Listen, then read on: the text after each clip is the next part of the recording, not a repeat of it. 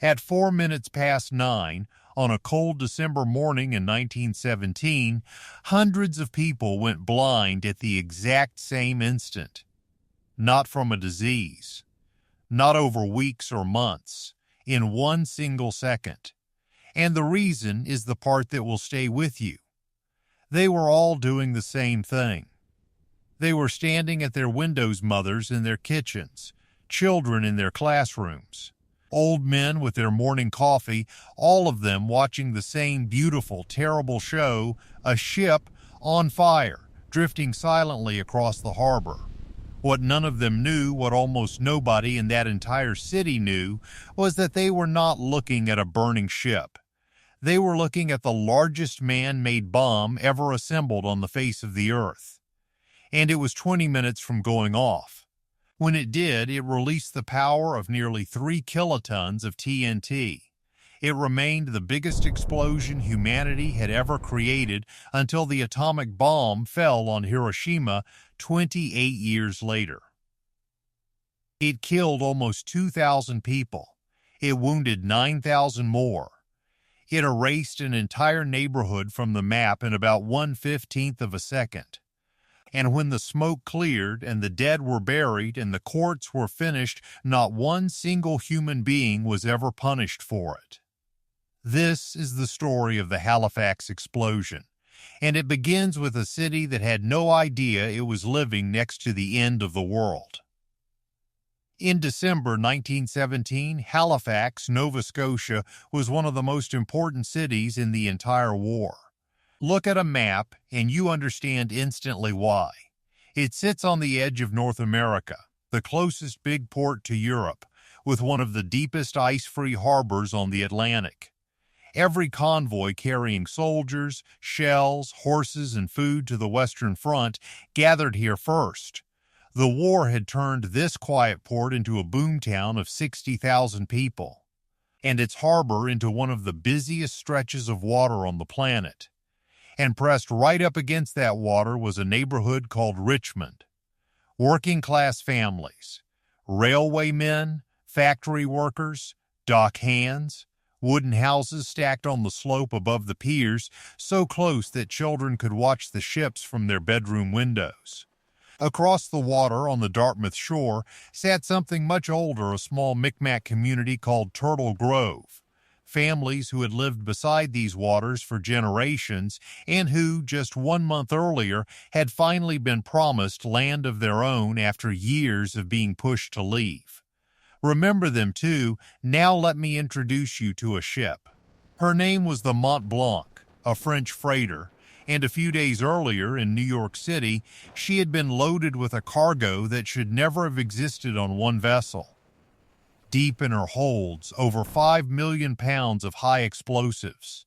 TNT, gun cotton, and picric acid, a compound more powerful than TNT and far more unstable. And then, because there was no room left below, the loaders stacked hundreds of steel drums of benzol, think of it as high-octane fuel, right on her open deck. On top of the bomb, one spark, anywhere, and the Mont Blanc would not sink. She would simply cease to exist. Here is the detail that seals everyone's fate. In peacetime, a ship like this flew a bright red flag, a warning to every other vessel, "Stay away, I am carrying death." But this was war. German U-boats were hunting the Atlantic, and a red flag would have told them exactly which ship to sink. So the Mont Blanc flew nothing.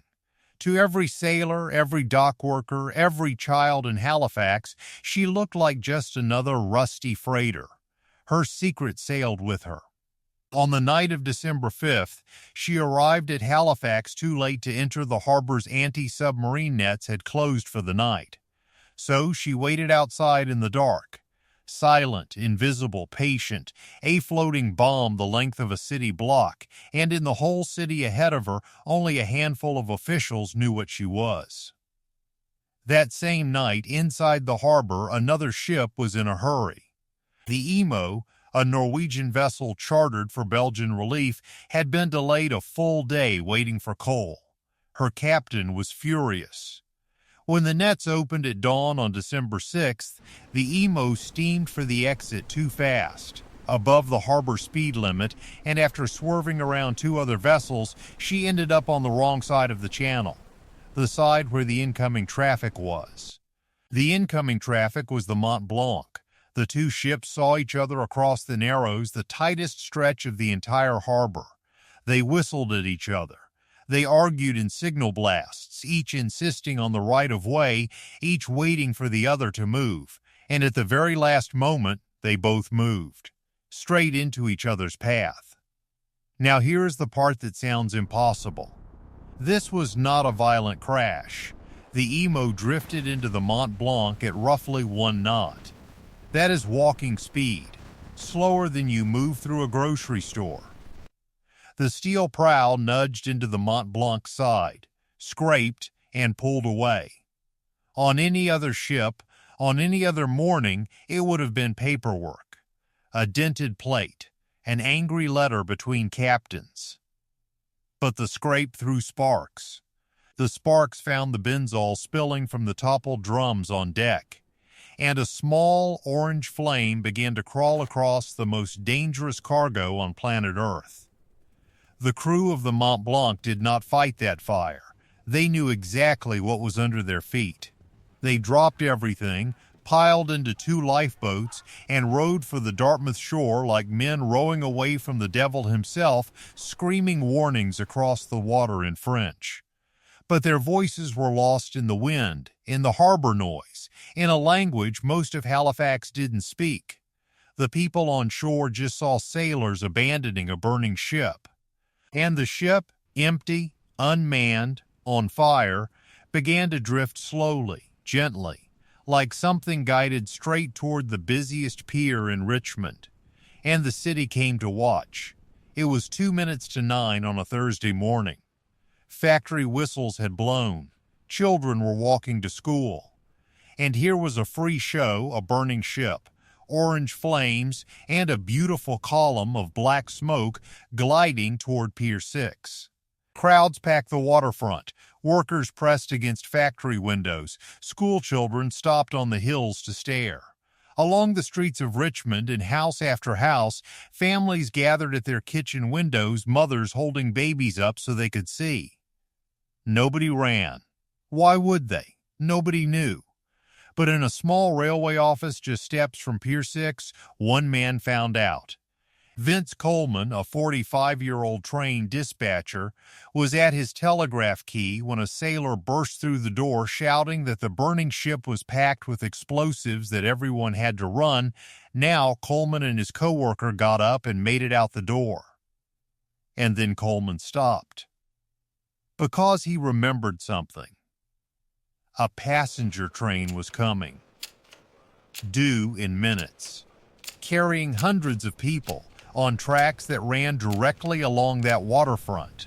He turned around, walked back into that office, sat down at his key, and with the burning ship drifting closer outside his window, he tapped out a message down the line. Hold up the train. Ammunition ship afire in harbor, making for Pier 6, and will explode. Guess this will be my last message. Goodbye, boys. The train stopped. The people on it lived. And at 4 minutes and 35 seconds past 9, the fire reached the cargo and the Mont Blanc ceased to exist. There is no clean way to describe what 3 kilotons does to a city, so let me give it to you the way the survivors experienced it in pieces. The ship itself simply vanished. 3,000 tons of steel converted, in a heartbeat, into white-hot shrapnel and hurled across the sky. Her anchor, half a ton of solid iron, was found more than 2 miles away. One of her cannons landed on the far side of a lake. The blast punched a flash of light into the sky that was seen from 50 miles out, and a shockwave that moved faster than sound itself, which means the people watching at their windows never heard the thing that reached them. The wave of pressure swept up the slope of Richmond and through the crowds at the glass, and in that instant, more than 1,600 people died. Whole streets of wooden houses came down at once, like a hand sweeping pieces off a board. Schools, churches, the sugar refinery, 7 stories of brick collapsed into itself. Almost 90 children from one school, Richmond School, were killed, many of them on the streets and slopes where they had stopped to watch the ship. And the windows the city had been watching through became the weapon itself, a storm of flying glass that tore through kitchens and classrooms. That is the moment hundreds of people lost their eyes. Doctors would spend the coming days doing nothing but removing glass, and Halifax would end up teaching the world more about eye trauma than any city in history knowledge nobody wanted. Then the sea came. The blast had shoved the entire harbor aside, and the water came back as a wave nearly 50 feet high. It picked up ships and threw them onto the land. It swept up the shoreline on both sides, and it fell hardest on the people who had lived by this water the longest. Across the Narrows, the little Micmac community of Turtle Grove, the families who had just, after 12 years of asking, been promised a place of their own, was struck by the full force of the blast and then the wave. The settlement was wiped from the earth. An elder named Jerry Lonecloud, who had spent years fighting to get his people that land, lost 2 of his daughters that morning, Hannah and Rosie. Turtle Grove was never rebuilt. It survives today mostly as a name on a plaque. And then, in the ruins, the fires began. Every collapsed house had a coal stove burning for the December cold, and now those stoves were buried in splintered wood, with families pinned above them. People on the streets bleeding, deafened, coated in a black, oily rain that had fallen from the sky, clawed at the wreckage of their own homes, listening for voices underneath. A woman named Mary Jean Hinch was trapped like that, pinned beneath lumber, and she stayed there for 24 hours. When they finally pulled her out, she learned that her husband and her 10 children were gone. All of them. She was pregnant. She and that unborn son were the only survivors of an entire family. And as if the day had not taken enough, that night the sky opened, and the worst blizzard Halifax had seen in years buried the ruined city in snow. 25,000 people had just lost their homes. In Canada, in December. Survivors trapped under the wreckage now had to outlast the cold. Rescuers dug through the night, with the snow erasing their work behind them. Which brings me to the story I promised you would not forget. The next day, a soldier named Benjamin Henneberry was digging through the frozen ruins of Richmond, specifically through the ruins of his own house, searching for his own family. He heard something, a faint sound, under the char and the snow. He and the men around him tore into the debris, and there, tucked underneath an iron stove, shielded by its ash pan, was a baby girl. Burned, half frozen, 26 hours after the blast, but alive. The dying warmth of that stove's ashes had kept her from freezing through the night of the blizzard. Henneberry, digging for his children, believed for a few desperate days that he had found his baby daughter. He hadn't.